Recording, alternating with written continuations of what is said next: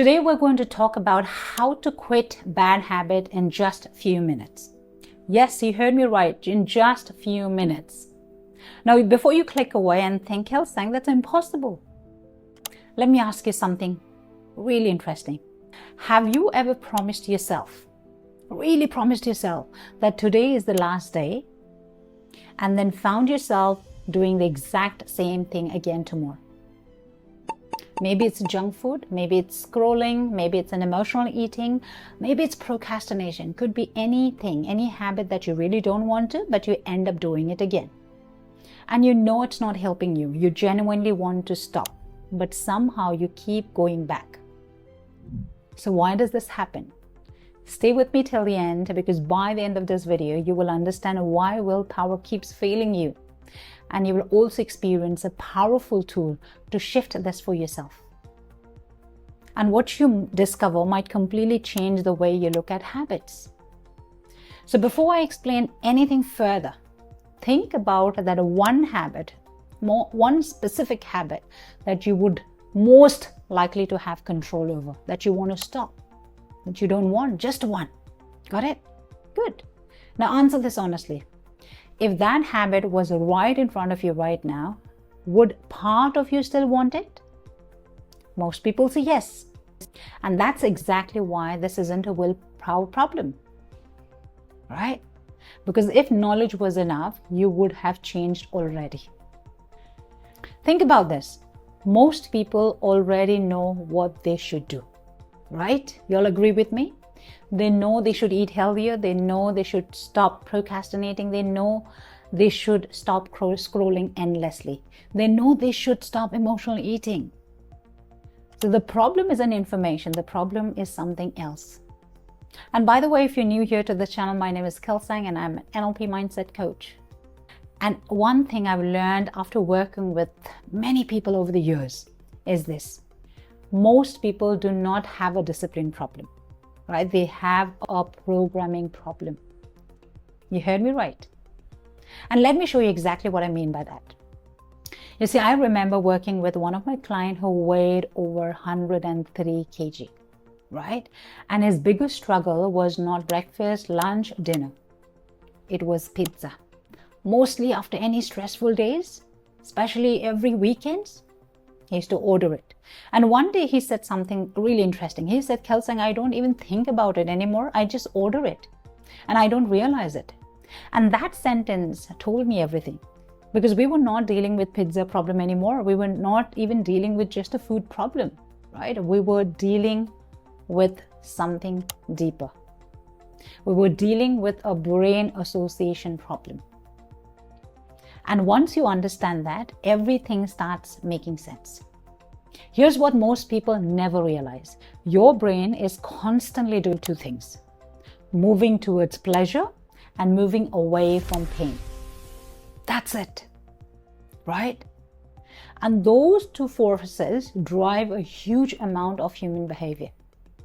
Which means if your brain has linked pleasure to a habit, you will keep moving towards it. Even when logically you know it's not helping you, it will keep moving towards that habit. And that's why even smart people struggle with bad habits too, right? Habits are emotional before they're logical. Yes. And now I want you to show you something. And I don't want you to just watch and listen to me. I want you to experience it with me in this video. Because this is where it gets really interesting. And for this exercise that we're going to start, I'm going to take pizza as an example. Even if your habit is scrolling social media, online shopping, eating chocolate, or something completely different, just follow along for now. And then you can apply the same process to your own habit later, but the habit needs to be specific. Ready? Excellent. Now imagine your favorite pizza, fresh out of oven, golden melted cheese, your favorite toppings, maybe an extra layer of cheese, maybe paneer or mushrooms, whatever you love the most, right? And imagine opening the pizza box. Notice the smell, the steam rising. Imagine lifting a slice of the pizza and see the cheese stretching and dripping. Now imagine taking a bite of the pizza. Notice the taste, the texture, the crunch, and really allow yourself to experience that. Now notice what happens inside. How tempting does it feel? Give it a score from 1 to 10. Just remember the number though. Good. Now let's change something. Take that image of the pizza that you have in your mind and move it far away. Farther and further away. Now make it really small. Smaller and smaller and smaller. The same picture of pizza. Make it really small. Now reduce the brightness. Turn down the colors and make it less vivid. Less interesting. Less attractive. Less exciting. And now imagine the same pizza has been sitting out all day. It's cold. The cheese is no longer melted. The crust is hard. The toppings don't look fresh anymore, right? It's not looking very nice and yummy.